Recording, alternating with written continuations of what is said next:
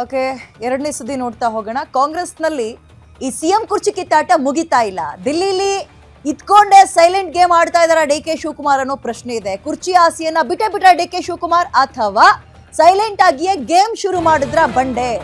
ವಿರೋಧಿಗಳಿಗೆ ಟಕ್ಕರ್ ಕೊಡೋಕೆ ಕಾದು ನೋಡುವ ತಂತ್ರನ?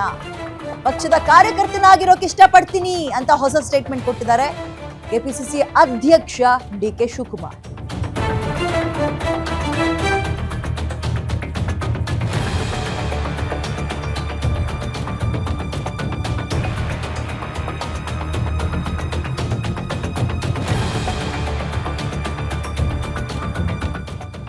ಪಕ್ಷದ ಕಾರ್ಯಕರ್ತನಾಗಿರೋಕೆ ಇಷ್ಟಪಡ್ತೀನಿ ಅಂತ ಡಿ ಕೆ ಶಿವಕುಮಾರ್ ಅವರು ಕೊಟ್ಟಿರೋ ಹೊಸ ಸ್ಟೇಟ್ಮೆಂಟ್. ಈ ದಿಢೀರ್ ಹೇಳಿಕೆ ನೀಡಿರೋದು ಯಾಕೆ? ಇದ್ರ ಹಿಂದಿರುವಂತಹ ಉದ್ದೇಶ ಏನು? ತಂತ್ರಗಾರಿಕೆನ ಸಹಜವಾಗಿ ಕಾಡೋ ಪ್ರಶ್ನೆ. ಜಾಣ ನಡೆಯೊಂದಿಗೆ ಹೈಕಮಾಂಡ್ ವಿಶ್ವಾಸ ಗಳಿಸೋಕೆ ಪ್ಲಾನ್ ಇದು. ಸಿದ್ದು ಆಪ್ತ ಬಳಗದಿಂದ ಅಹಿಂದ ಸಮಾವೇಶ ವಿಚಾರದಲ್ಲೂ ಕೂಡ ಡಿ ಕೆ ಶಿವಕುಮಾರ್ ಅವರು ಫುಲ್ ಸಾಫ್ಟ್ ಆಗಿದ್ದಾರೆ. ಅದ್ರ ಬಗ್ಗೆ ಪ್ರಸ್ತಾಪನೆ ಮಾಡ್ತಾ ಇಲ್ಲ. ಇದರ ನಡುವೆ ಬೆಂಗಳೂರಿನಲ್ಲೇ ಇದ್ದು ಸಿದ್ದರಾಮಯ್ಯ ಅವರು ಕೂಡ ಅವರದ್ದೇ ಆದಂತಹ ಅಂದ್ರೆ ಕುರ್ಚಿ ಉಳಿಸ್ಕೊಳ್ಳುವ ತಂತ್ರವನ್ನ ಅವ್ರು ಮಾಡ್ತಾ ಇದ್ದಾರೆ. ಡಿ ಕೆ ಶಿವಕುಮಾರ್ ರನ್ನಿಂಗ್ ರೇಸ್ಗೆ ಓಡುವಂತಹ ಪ್ಲೇಯರ್ ಅಲ್ಲ. ಇಲ್ಲಿ ತನಕ ಅವ್ರು ಕರ್ಕೊಂಡಿರೋದು ನಾನೊಬ್ಬ ಚೆಸ್ ಪ್ಲೇಯರ್ ಅಂತ. ಸೊ ಒಂದ್ ಹೆಜ್ಜೆ ಹಿಂದಿದ್ದಾರೆ ಅಥವಾ ಸ್ವಲ್ಪ ತಾಳ್ಮೆಯಿಂದ ವರ್ತಿಸ್ತಾ ಇದ್ದಾರೆ ಅಂದ್ರೆ ಅದ್ರ ಹಿಂದೆ ಬೇರೆ ಏನೋ ಉದ್ದೇಶ ಇರುತ್ತೆ. ಆ ತಾಳ್ಮೆಯ ಹಿಂದಿರುವಂತಹ ಉದ್ದೇಶ ಬಹಳ ಕುತೂಹಲ ಮೂಡಿಸ್ತಾ ಇದೆ ಇವಾಗ. ಹಾಗಾಗಿ ಅವರ ಮುಂದಿನ ಸ್ಟೆಪ್ ಏನಾಗಿರುತ್ತೆ, ಡೆಲ್ಲಿಲಿ ಯಾರು ಟೈಮ್ ಕೊಡ್ತಾರೆ, ಟೈಮ್ ಕೊಟ್ಟಂತಹ ಸಂದರ್ಭದಲ್ಲಿ ಇವರ ಪ್ರಸ್ತಾಪ ಏನಿರುತ್ತೆ, ಇವೆಲ್ಲವೂ ಕೂಡ ಕುತೂಹಲ ಮೂಡಿಸ್ತಾ ಇದೆ. ಕುರ್ಚಿ ಕಿತ್ತಾಟ ಇವತ್ತು ನೆನ್ನೆದಲ್ಲ, ಬಟ್ ಈ ಕಿತ್ತಾಟದಲ್ಲಿ ಯಾರು ಫೈನಲ್ ಆಗಿ ಗೆಲ್ತಾರೆ ಅನ್ನೋದೇ ಕುತೂಹಲ. So was there any 2.5 year formula discussed when the government was formed in Karnataka in 20? Disclose what all we discussed. We all have joined together, we have worked together, we have brought government together, and every party worker of the state has given their life, given their sweat, and all of them could support to win. And I am very grateful to the people of this Karnataka that they gave us a massive mandate, and whatever we had promised to them, we have delivered to them. We will continue to do so. And I'm very happy the government also gave me a very free hand. Myself and all the team, we all are to, as a team. It is not only D.K. Shivakumar or Siddaramaiah. All the legislators, candidates, the cadres, they have sacrificed a lot of things and they brought us to. So will you be meeting the party high commands, party leader?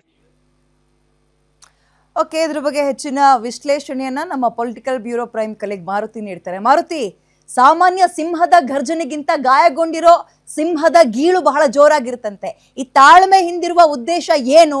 ಆಡಿಸಿ ಕಾಯಿಸಿ ಸತಾಯಿಸ್ತಾ ಇದ್ರಲ್ಲ D K Shivakumar ಅವರ ಮುಂದಿನ ಹಂತ ಹೇಗಿರ್ಬೋದು? ಕುತೂಹಲ ಮೂಡಿಸ್ತಾ ಇದೆ. Details ಕೊಡೋದಾದ್ರೆ Maruti. ವಿದ್ಯಾ, ಕಳೆದ ಒಂದು ತಿಂಗಳಿಂದಲೂ ಕೂಡ ಮುಖ್ಯಮಂತ್ರಿ ಗಾದಿಯನ್ನು ಯಾವ ರೀತಿಯಾಗಿ ಪಡಿಬೇಕು ಅನ್ನುವಂಥ ಒಂದು ಲೆಕ್ಕಾಚಾರಗಳನ್ನು ಹಾಕ್ಕೊಂಡು ಡಿ ಕೆ ಶಿವಕುಮಾರ್ ಮತ್ತು ಅವರ ಟೀಮ್ ಪ್ರತಿದಿನವೂ ಕೂಡ ಒಂದಲ್ಲ ಒಂದು ಅಸ್ತ್ರವನ್ನು ಪ್ರಯೋಗ ಮಾಡ್ತಲೇ ಬಂತು. ಕಳೆದ ಒಂದು ತಿಂಗಳಲ್ಲಿ ರಾಹುಲ್ ಗಾಂಧಿ, ಸೋನಿಯಾ ಗಾಂಧಿ ಮತ್ತು ಪ್ರಿಯಾಂಕಾ ಗಾಂಧಿ ಅವರನ್ನು ಭೇಟಿ ಮಾಡೋದಕ್ಕೆ ಭಾಳಷ್ಟು ಹರಸಾಹಸಗಳನ್ನು ಪಟ್ಟರು. 3 ಬಾರಿ ಭೇಟಿ ಮಾಡೋದಕ್ಕೆ ಸಮಯವನ್ನು ಕೂಡ ಕೇಳಿದ್ರು. ಡಿ ಕೆ ಶಿವಕುಮಾರ್ ಅವರು ಕೇಳಿದ್ರು, ಸಿದ್ದರಾಮಯ್ಯ ಅವರು ಕೇಳಿದ್ರು. ಉಭಯ ನಾಯಕರನ್ನು ದೂರ ಇಡುವಂಥ ಒಂದು ಕೆಲಸ ಕಾಂಗ್ರೆಸ್ ಹೈಕಮಾಂಡ್ ಮಾಡ್ತು. ಈಗ ಡಿ ಕೆ ಶಿವಕುಮಾರ್ ಅವ್ರಿಗೆ ದೆಹಲಿಯಲ್ಲಿ ಕೂತು ಒಂದು ಅರ್ಥ ಆದಂತೆ ಕಾಣಿಸ್ತಿದೆ. ಅಂದರೆ ನಾನು ಈಗ ಬಳಸಿರುವಂತಹ ಅಸ್ತ್ರಗಳನ್ನು ಇದೇ ರೀತಿಯಾಗಿ ಮುಂದುವರಿಸ್ಕೊಂಡು ಹೋದರೆ ಆ ಗಾದಿ ನನಗೆ ಅಷ್ಟು ಸುಲಭವಾಗಿ ಸಿಗೋದಿಲ್ಲ. ಹೀಗಾಗಿ ಸಾಫ್ಟಾಗಿ ಇದ್ದುಕೊಂಡೆ ಕಾಂಗ್ರೆಸ್ ಹೈಕಮಾಂಡನ್ನು ಮನವೊಲಿಕೆ ಮಾಡುವಂಥ ಒಂದು ಕೆಲಸ ಮಾಡೋಣ ಅಂತ. ಕಳೆದ 15 ದಿನಗಳ ಹಿಂದೆ ರಾಜ್ಯಕ್ಕೆ ಮಲ್ಲಿಕಾರ್ಜುನ ಖರ್ಗೆ ಅವರು ಬಂದಾಗ ಸ್ವತಃ ಡಿ ಕೆ ಶಿವಕುಮಾರ್ ಅವರನ್ನು ಅಂತಾರಾಷ್ಟ್ರೀಯ ವಿಮಾನ ನಿಲ್ದಾಣದವರೆಗೂ ಕರ್ಕೊಂಡೋಗಿ ಇದೇ ಮಾತುಗಳನ್ನು ಹೇಳಿದರು. ನೀನು ಬಹಿರಂಗವಾಗಿ ಹೇಳಿಕೆಗಳನ್ನು ಕೊಡೋದ್ರ ಮುಖೇನ, ನಿಮ್ಮ ಆಪ್ತರು ಮಾತಾಡೋದ್ರ ಮುಖೇನ ಕಾಂಗ್ರೆಸ್ ಹೈಕಮಾಂಡ್ ನಿಮಗೆ ಮಣೆ ಹಾಕೋದಿಲ್ಲ. ಮೊದಲು ಶಾಸಕರ ವಿಶ್ವಾಸಕ್ಕೆ ತೆಗೆದುಕೊಳ್ಬೇಕು, ತದಬಳಿಕ ಏಕಾಏಕಿ ಈಗ ಸಿದ್ದರಾಮಯ್ಯ ಅವರನ್ನು ಇಳಿಸೋದಕ್ಕೆ ಆಗೋದಿಲ್ಲ. ಕಾಂಗ್ರೆಸ್ ಹೈಕಮಾಂಡ್ಗೆ ಅದು ಕೂಡ ಭಾಳಷ್ಟು ದೊಡ್ಡ ಸಮಸ್ಯೆನೇ. ಅದೇ ರೀತಿ ಡಿ ಕೆ ಶಿವಕುಮಾರ್ ಅವರನ್ನು ಕೂಡ ಇನ್ನಷ್ಟು ದಿನಗಳ ಕಾಲ ನೀನು ಕಾದು ನೋಡು ಅನ್ನುವಂಥದ್ದನ್ನು ಕೂಡ ಹೇಳುವಂತಹ ಒಂದು ಪರಿಸ್ಥಿತಿಯಲ್ಲಿ ಕಾಂಗ್ರೆಸ್ ಹೈಕಮಾಂಡ್ ಇಲ್ಲ. ರಾಜ್ಯ ಕಾಂಗ್ರೆಸ್ಗೆ ಸಿದ್ದರಾಮಯ್ಯ ಮತ್ತು ಡಿ ಕೆ ಶಿವಕುಮಾರ್ ಅವರು ಮುಂದೆ ಬರ್ತಾ ಇರುವಂತಹ ಸ್ಥಳೀಯ ಸಂಸ್ಥೆಗಳ ಚುನಾವಣೆ ಆಗಿರ್ಬೋದು, 28ರ ವಿಧಾನಸಭಾ ಚುನಾವಣೆ ಆಗಿರ್ಬೋದು, 29ಕ್ಕೆ ಬರುವಂತಹ ಲೋಕಸಭಾ ಚುನಾವಣೆಗೆ ಬೇಕೇ ಬೇಕಾಗಿರೋದ್ರಿಂದ ಇಬ್ಬರನ್ನು ಸಮತೂಕ ಮಾಡುವಂಥ ಒಂದು ಕೆಲಸ ಕಾಂಗ್ರೆಸ್ ಹೈಕಮಾಂಡ್ ಮಾಡ್ತಿದೆ. ಹೀಗಾಗಿ ಕಳೆದ 15 ದಿನಗಳ ಹಿಂದೆ ಇಂಥದ್ದೇ ಒಂದು ಹೇಳಿಕೆಯನ್ನು ಸಿದ್ದರಾಮಯ್ಯ ಅವರು ಬೇಲೂರು ಗೋಪಾಲ ಗೋಪಾಲಕೃಷ್ಣ ಅವರನ್ನು ಮಾತನಾಡುವಂಥ ಒಂದು ಸಂದರ್ಭದಲ್ಲಿ ವಿಧಾನಸೌಧ ಮೆಟ್ಲ ಮೇಲೆ ಹೇಳಿದ್ರು. ನಾವು ಅವತ್ತು ಆ ವಿಚಾರವನ್ನು ಬೇರೆ ರೀತಿಯಲ್ಲಿ ಚರ್ಚೆಗೂ ಕೂಡ ಕಾರಣ ಆಗಿತ್ತು. ಅಂದರೆ ಸಿದ್ದರಾಮಯ್ಯ ಈಗ ಸ್ಥಾನ ಬಿಟ್ಕೊಳ್ಳೋದಕ್ಕೆ ಮನಸ್ಸು ಮಾಡಿದಾರಾ, ಅಂದರೆ ರಾಜಕೀಯ ವೈರಾಗ್ಯಕ್ಕೆ ಬಂದ್ರ ಅನ್ನುವಂಥ ಒಂದು ಚರ್ಚೆಗಳು ರಾಜಕೀಯ ಪಡಸಾಲೆಯಲ್ಲಿ ಆಗಿತ್ತು. ಅಂಥದ್ದೇ ಧ್ವನಿಯಲ್ಲಿ ಅದೇ ಅರ್ಥ ಬರುವಂಥ ಒಂದು ರೀತಿಯಲ್ಲಿ ಇವತ್ತು ಡಿ ಕೆ ಶಿವಕುಮಾರ್ ಅವರು ದೆಹಲಿಯಲ್ಲಿ ಕೂತ್ಕೊಂಡು ಮಾತಾಡಿರುವಂಥದ್ದು, ನಾನು ಕಾಂಗ್ರೆಸ್ ಕಟ್ಟಾಳು, ಕಾಂಗ್ರೆಸ್ ಕಾರ್ಯಕರ್ತ, ಕಾಂಗ್ರೆಸ್ ಹೈಕಮಾಂಡ್ ಏನು ಹೇಳುತ್ತೋ ಆ ರೀತಿ ಅಂತ ನಡ್ಕೊಳ್ತೀನಿ, ಕಾಂಗ್ರೆಸ್ ಹೈಕಮಾಂಡ್ ಮೇಲೆ ನನಗೆ ವಿಶ್ವಾಸ ಇದೆ ಅನ್ನುವಂಥ ಆ ಮಾತುಗಳನ್ನು ಹೇಳೋದರ ಮುಖೇನ ಇಷ್ಟು ದಿನಗಳ ಕಾಲ ಆಗಿದ್ದಂತಹ ಒಂದು ಡ್ಯಾಮೇಜನ್ನು ಕಂಟ್ರೋಲ್ ಮಾಡ್ಕೊಳ್ಳುವಂಥದ್ದು, ಜೊತೆಗೆ ಕಾಂಗ್ರೆಸ್ ಹೈಕಮಾಂಡ್ಗೆ ಎಲ್ಲವನ್ನು ಕೂಡ ಬಿಟ್ಟಿದ್ದೀನಿ ಅನ್ನುವಂಥ ಒಂದು ಸಂದೇಶವನ್ನು ರವಾನೆ ಮಾಡಿದ್ದಾರೆ. ಇದೇನೇ ಹೇಳಿದ್ರು ಕೂಡ ನಮ್ಮಲ್ಲಿ ಗೊಂದಲ ಇಲ್ಲ, ನಮ್ಮಲ್ಲಿ ಪೈಪೋಟಿ ಇಲ್ಲ, ನಮ್ಮಲ್ಲಿ ಕಚ್ಚಾಟ ಇಲ್ಲ ಅಂತ ಬಹಿರಂಗವಾಗಿ ಸಿದ್ದರಾಮಯ್ಯ ಮತ್ತು ಡಿ ಕೆ ಶಿವಕುಮಾರ್ ಸೇರಿದಂತೆ ಕಾಂಗ್ರೆಸ್ನ ಹಲವು ನಾಯಕರುಗಳು ಏನೇ ಹೇಳಿದ್ರು ಕೂಡ ಒಳಗೊಳಗೆ ಯಾರ್ಯಾರು ಯಾವ್ಯಾವ ಕಸರತ್ತು ಮಾಡಬೇಕೋ ಆ ಕಸರತ್ತನ್ನು ಮಾಡ್ತಿದ್ದಾರೆ. ಹೀಗಾಗಿ ಡಿ ಕೆ ಶಿವಕುಮಾರ್ ಅವರ ಇವತ್ತಿನ ಹೇಳಿಕೆ ಎಲ್ಲವನ್ನೂ ಕೂಡ ಮುಗಿದೋಯ್ತು ಅಂತನೂ ಅಲ್ಲ, ಅದೇ ರೀತಿ ಮುಂದಿನ ದಿನಗಳಲ್ಲಿ ಏನು ಮಾತಾಡೋದಿಲ್ಲ ಅಂತನೂ ಅಲ್ಲ. ಖಂಡಿತ ನಾಳೆ ಬೆಳಗ್ಗೆ ಮತ್ತೊಂದು ವಿಚಾರವನ್ನು ಇಟ್ಕೊಂಡು CM ಗಾದಿ ವಿಚಾರಕ್ಕೆ ಸಂಬಂಧಪಟ್ಟಂತೆ ಏನು ಕಸರತ್ತು ಮಾಡಬೇಕೋ ಆ ಕಸರತ್ತುಗಳನ್ನು ಡಿ ಕೆ ಶಿವಕುಮಾರ್ ಅವರು ಮಾಡ್ತಾರೆ.